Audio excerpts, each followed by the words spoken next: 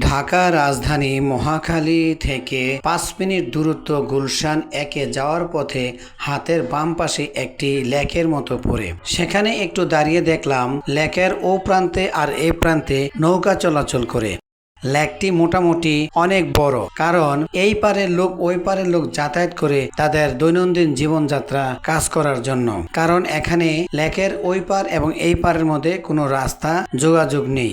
আমার দেখে বিষয়টা খুব চিন্তিত মনে হলো যে এই লেকের ও প্রান্তে এবং এই প্রান্তে মধ্যে নৌকা দিয়ে চলাচল করতে হয়, কারণ নৌকা দিয়ে চলাচলের ছাড়া বিকল্প কোনো রাস্তা নেই। ওই পারের মানুষ নৌকা দিয়ে চলাচল করতে না পারলে তাদের অনেক সমস্যার কারণ হয়ে দাঁড়ায়, কারণ একটাই রাস্তা, সেটা হলো নৌকা।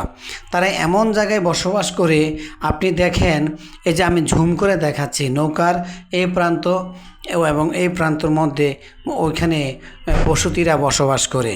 বিষয়টা আমার কাছে একটু অন্যরকম মনে হলো, তাই আর দাঁড়িয়ে না থেকে ভিডিওটা করে ফেললাম। মানুষ কত কষ্টে জীবনযাপন করে, প্রতিটা মানুষেরই সুখ দুঃখ থাকে। তো আমার কাছে একটু খারাপ লাগলো, যারা নৌকা দিয়ে চলাচল করে তারা বোঝে আসলে কষ্ট কি জিনিস।